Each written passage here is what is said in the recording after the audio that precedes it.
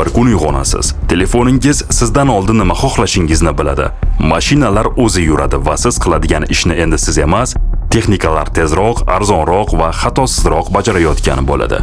Xo'sh, bu qulay kelajakmi? Yoki sekin-sekin insonning o'rnini siqib chiqarayotgan yangi dunyomi? Eng qo'rqinchlisi esa shuki, bu voqealar 100 yildan keyin bo'lmaydi. Ularning ayrimlari boshlangan. Kelajak uzoqda emas, u allaqachon eshik qoqmasdan kirib keldi. Biz bolaligimizda kelajakni juda boshqacha tasavvur qilardik. Uchadigan mashinalar, metal shaharlar, robotlar xizmat qiladigan uylar, kosmosga oddiy safarlar. Lekin haqiqiy kelajak filmlardagidan ham g'alatiroq chiqdi. Chunki kelajak faqatgina uchar jismlar va robotlar emas. Endi u shundoqqina yonimizdagi algoritmlar, kodlar, telefonimiz ekran albatta. Va eng qizig'i, biz buni sezmay qoldik. Bugun biz vaqt mashinasiga o'tiramiz va kelajakka sayohat qilamiz. Sun'iy intellekt bizni boshqaradimi? Odamlar 150 yil yashaydimi? Va eng asosiysi, kelajakda bizga ish qoladimi? Videoni oxirigacha ko'ring, chunki oxirida sizni hayratda qoldiradigan faktlar kutmoqda. Agar tayyor bo'lsangiz, videoga like bosing va biz boshladik. Nima uchun kelajakka nisbatan qiziqish va qo'rquv doim yonma-yon turadi? Kelajak odamlarni doim o'ziga tortib kelgan, chunki insonlarning oldinda nima borligini bilish istagi kuchli. Ertangi kun qanday bo'ladi? Hayot osonlashadimi yoki aksincha murakkablashadimi? Lekin kelajak haqida gap ketganda odam ichida doim ikkita hissiyot bo'ladi. Bittasi qiziqish, ikkinchisi esa qo'rquv. Biz yangi narsalarni, aqlliroq texnologiyalarni, qulayroq hayotni xohlaymiz, lekin shu bilan birga ichimizda agar bu yangiliklarning oxiri biz o'ylagandek bo'lmasa-chi degan xayollar yashaydi. Ha, odamlar hamma davrlarda kelajakdan qo'rqqan. Bir paytlar elektr ham qo'rqinchli tuyulgan. Poyezdlar xavfli, internet ham ishonchsiz tuyulgan, smartfon ham hayotni buzadi deb o'ylangan. Lekin bu safar vaziyat biroz boshqacha, chunki oldingi texnologiyalar asosan jismoniy mehnatda yordamchi bo'lgandi. Bu safargi texnologiyalar esa aqliy mehnatda ham bizga tenglashmoqda. Avvallari texnologiyalar og'ir mehnatni qilgan bo'lsa, bugun esa u matn yozadi, rasm chizadi, kod yozadi, muloqot qiladi, tahlil qiladi, hatto ba'zan odamdan tezroq qaror chiqaradi. Shu sabab bu safargi qo'rquv oddiy emas. Agar mashinalar faqat ishlashni emas, ongli o'ylashni ham qila boshlasa, unda insonlar nima bilan shug'ullanadi? Kelajak qo'rqinchli tuyulishning asl sababi ham shu. Biz texnologiyadan emas, o'z o'rnimizni yo'qotishdan qo'rqamiz. Ishimizni yo'qotishdan, keraksiz bo'lib qolishdan, qarorlarni biz emas, tizimlar bera boshlashidan. Bir kun uyg'onib, hayot allaqachon bizsiz ham davom etayotganini ko'rishdan qo'rqamiz. Va eng qo'rqinchlisi shuki, bu o'zgarishlar sekin-asta bo'lmayapti, juda tez rivojlanyapti. Bir necha yil oldin sun'iy intellekt ko'pchilik uchun shunchaki qiziq tajriba edi. Bugun esa u ishga, ta'limga, media olamiga, biznesga, hatto kundalik yozishmalarimizgacha kirib bo'ldi. Demak, kelajak endi uzoqdagi mavzu emas, u allaqachon boshlangan jarayon. Biz esa hanuz uni keyinroq bo'ladi deb o'ylab yuribmiz. Lekin kelajak hammaga bir xil kelmaydi. Kimdir uchun u katta imkoniyat bo'lsa, kimdir uchun esa katta xavf. Kimdir yangi dunyoda juda tez boyiydi, kimdir esa eski ko'nikmalari bilan ortda qolib ketadi. Sun'iy intellektni odamlar haligacha oddiy dastur deb o'ylashyapti.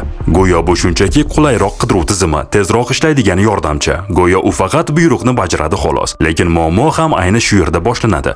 Chunki sun'iy intellekt oddiy dastur emas. ChatGPT 21-asr epidemiyasi va katta ehtimol bilan siz ham bu kasallikka chalingansiz. Yo'q deysizmi? Unda videoni shu yerda to'xtatib biroz o'ylab ko'ring. Sizda hali ham mustaqil fikrlash bormi? Ha, biz 21-asrning eng shirin qopqoniga tushib bo'ldik. U bizni bir so'zimizdan tushunishiga, miyamizni kamroq ishlatishimizga yordam berayotganiga aldandik. Sun'iy intellektga dunyodagi eng aqlli insonlarning asarlaridan, foydali ma'lumotlardan tortib eng yomon illatlargacha ma'lumotlar kiritilgan. Endi u osonlikcha odamlarni manipulyatsiya qilishi mumkin. AI rivojlanyapti, lekin sizcha bugun AI matn yozadi, ertaga video yaratadi, keyin esa qaror tavsiya qiladi. Endi siz qaror qilmaysiz, shunchaki AI ning bergan qarorlaridan birini tanlaysiz. Chunki u sizning uslubingizni, ovozingizni, fikrlash tarzingizni o'rgandi. Endi tasavvur qiling. Bir kompaniyada sizga o'xshab ishlaydigan, lekin uxlamaydigan, maosh so'ramaydigan, charchamaydigan tizim paydo bo'ldi. Bunday paytda direktor nimani tanlaydi? Mana shu savol millionlab odamlarni o'ylantiryapti, lekin hamma narsa shu qadar qo'rqinchli emas. AI sizning o'rningizni emas, ko'pincha sizning eski rivojlanishdan, o'rganishdan to'xtagan o'rningizni egallaydi. Ya'ni xavf ostidagi odam emas, o'zgarishga tayyor bo'lmagan odamdir. Demak, kim yutadi? AIdan qo'rqib qochgan emas, AIni qurol qilib ishlatgan odam. Lekin bir kun kelib, odamlar faqat ishlashni emas, o'ylashni ham tizimlarga topshirib qo'ysa-chi? AI va robotlar insonni o'rnini egallaydimi? Bu savol ko'pchilikni qo'rqitadi va rostini aytganda bu qo'rquv asossiz emas. AI birinchi bo'lib hamma ishni tortib ola olmaydi. U birinchi bo'lib takrorlanuvchi, qoidalarga asoslangan, hissiy chuqurlik talab qilmaydigan ishlarni egallaydi. Masalan, oddiy operatorlik, ma'lumot kiritish, boshlang'ich darajadagi tahlil, shablon matnlar, oddiy dizayn, standart xizmat ko'rsatish ishlari asta-sekin avtomatlashtiriladi. Lekin bitta haqiqatni unutmaylik. Inson faqat vazifa bajaruvchi emas. Inson his qilishni, insonlarga mehr, ishonch berishni, hayotdan ma'no qidirishni, odamlarni tushunishni biladigan mavjudot. Robot jarrohlikda yordam berishi mumkin, lekin bemorning qo'lini ushlab, unga ruhiy kuch beradigan ham inson bo'ladi. Hayotda kuyib pishadigan hisni, og'riq va umidning haqiqiy rangini yaratish bu hali ham insonning eng katta ustunligi. Agar ishlarning katta qismi avtomatlashtirilsa, ertaga qaysi kasblar qoladi, qaysilari yo'qoladi? Kasblar bir kunda yo'qolmaydi. Ular avval qadrsizlanib, keraklik darajasini yo'qotadi. So'ng bir kun kelib, kerak bo'lmay qoladi. Lekin shu bilan birga yangi kasblar ham paydo bo'ladi. Kelajakda eng dolzarb kasblar 3 ta katta yo'nalishda jamlanadi. Sun'iy intellekt va ma'lumotlar, yashil iqtisodiyot va inson bilan bevosita ishlaydigan sohalar. Eng istiqbolli kasblar sun'iy intellekt va mashinaviy o'rganish mutaxassisi, ma'lumotlar va kiberxavfsizlik mutaxassisi, dasturchi, mobil ilovalar yaratuvchisi, moliyaviy texnologiyalar, atrof muhit muhandislari, qayta tiklanuvchi energiya, tibbiy texnologiyalar, hamshira va parvarish sohasidagi mutaxassislar, o'qituvchi va qayta tayyorlash murabbiysi, logistika, qurilish sohasi, qishloq xo'jalik texnologiyalari mutaxassislari, kamayish xavfi yuqori bo'lgan kasblar esa kassir, ma'lumot kirituvchi xodimlar, oddiy kotibalik va ma'muriy ishlar, takroriy ofis ishlari, oddiy texnik dizayn ishlari. Lekin eng qo'rqinchlisi ish yo'qolishi emas, eng qo'rqinchlisi odam o'zini keraksiz his qilishni boshlashi. Chunki ish faqat pul manbai emas, ish bu odamning men kerakman degan ichki hissi ham. Agar millionlab odamlar bir paytning o'zida shu hisni yo'qotsa, nima bo'ladi? Asabiylik, tushkunlik oshadi, jamiyat ichida ko'rinmas bo'shliq paydo bo'ladi. Shuning uchun ertangi kunning eng qimmat ko'nikmasi tahliliy fikrlash, ijodiy fikrlash, moslashuvchanlik, sabr va bardoshlilik, jamoa bilan ishlash, raqamli texnologiyalarni tushunish. Eng to'g'ri yo'l bitta raqamli ko'nikmani o'rganish, bitta insoniy ko'nikmani kuchaytirish, ikkalasini bitta sohada birlashtirish. Masalan, copywriter va sun'iy intellekt, o'qituvchi va raqamli ta'lim, shifokor, tibbiyot texnologiyalari, dizayner, foydalanuvchi qulayligi, sun'iy intellekt. Eng sodda xulosa, kelajakda eng kerakli kasblar texnologiyani tushunadigan, ekologiyani biladigan va inson muammosini hal qila oladigan kasblar bo'ladi. Bu paytda tibbiyot nimalarga qodir bo'ladi? Bir tasavvur qiling. Kelajakda bemor tushunchasi umuman bo'lmasligi mumkin. Chunki kelajak tibbiyoti aynan shu tomonga ketmoqda. Oldin tibbiyotning vazifasi kasallik kelgandan keyin uni davolash edi. Endi esa asosiy maqsad kasalliklarni oldindan aniqlash. Tizim sizning geningizni, hayot tarzingizni, organizmdagi xavf belgilarini tahlil qilib, sizga oldindan ogohlantirish beradi.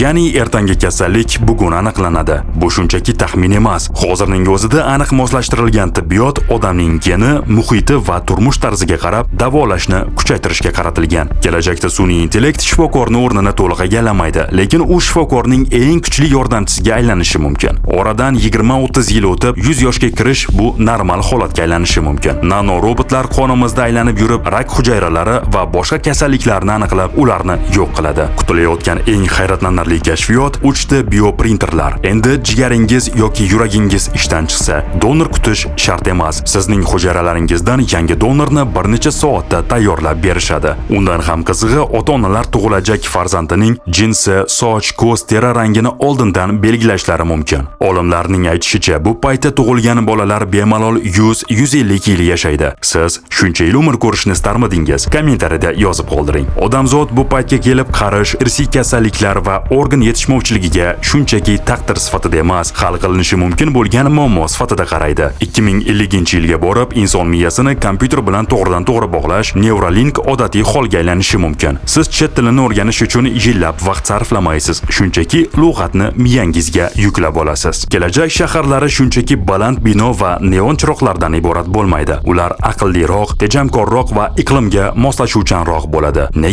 Chunki iqlim o'zgarishi shaharlarni o'zgartirishga majbur qiladi. Kelajak urbanizatsiyasi shaharlardagi issiqlikni kuchaytiradi. Dengiz bo'yidagi hududlar xavf ostida qoladi. Shu sababli ko'proq daraxt, soyali hudud, sovutuvchi materiallar, suvni ushlab qoluvchi infratuzilma va suv toshqinlariga chidamli rejalash bilan quriladi. Ayrim joylarda suvga moslashgan infratuzilma paydo bo'ladi. Hatto suzuvchi shahar konsepsiyalari ham jiddiy muhokama qilinmoqda. Kelajak shaharlari raqamli boshqaruv, ma'lumotga asoslangan xizmatlar va odamni markazga qo'yadigan texnologiyalar bilan ishlashi kerak. Bu degani svetoforlar tirbandlikka qarab o'zgaradi, kommunal tizimlar isrofni kamaytiradi, xizmatlar tezroq va aniqroq ishlaydi. Uyingiz esa sizni taniydi. Devorlar kayfiyatingizga qarab rangini o'zgartiradi. Oshxonadagi aqlli qurilma esa sog'lig'ingizga qarab kerakli vitaminli taomni tayyorlab qo'yadi. Kelajak shaharlarda ko'proq jamoat transporti, elektr transport, piyoda va velosiped uchun qulay infratuzilma tomonga o'tadi. Shu bilan birga FAA va NASA ma'lumotlariga ko'ra Air Taxi deb ataladigan elektr uchar taksilar va past balandlikdagi shahar ichki havo transporti ham sinov va integratsiya bosqichida. NASA hatto bunday tizim 2030-yilgacha shakllanadigan yangi transport tarmog'iga asos bo'lishi mumkinligini aytmoqda.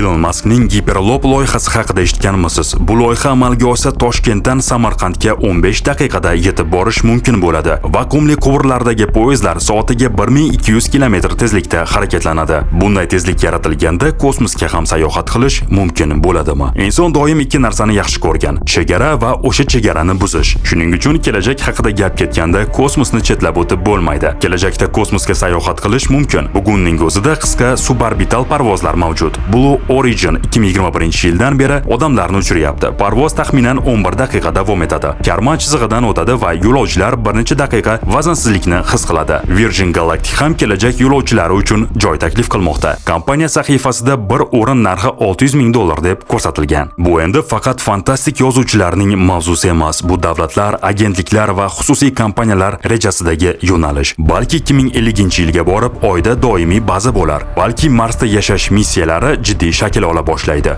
Balki 2050-yilda sizning farzandingiz ta'tilni oyda o'tkazishni xohlab qolar. Bugungi kunda bu aqlga sig'maydigandek, lekin 30 yil oldin internet ham sehrgarlikdek tuyulgan edi. Lekin buning aksi ham bo'lishi mumkin. Ya'ni odamlar kosmosga ko'ngil xushlik uchun emas, omon qolish uchun qochishi mumkin. Chunki kelajakda tabiat bizga nimalar tayyorlab qo'yganini bila olmaymiz. Kelajak biz o'ylagandan tezroq kelmoqda. Agar to'g'ri qurilsa, imkoniyat, noto'g'ri qurilsa xavfga aylanadi. Hozircha aytganlarimizning ko'pi shunchaki rejalar xolos. Oldinda muammolar ham bo'ladi. Iqlim o'zgarishi, kiberxavfsizlik, lekin insoniyat doim yechim topgan. Sizningcha bu kelajak yaxshimi yoki odamlar o'zligini yo'qotadimi? Fikrlaringiz biz uchun juda muhim. Agar video yoqqan bo'lsa, videoga like bosing va Fact Lab kanaliga obuna bo'ling. Keyingi videolarda ko'rishguncha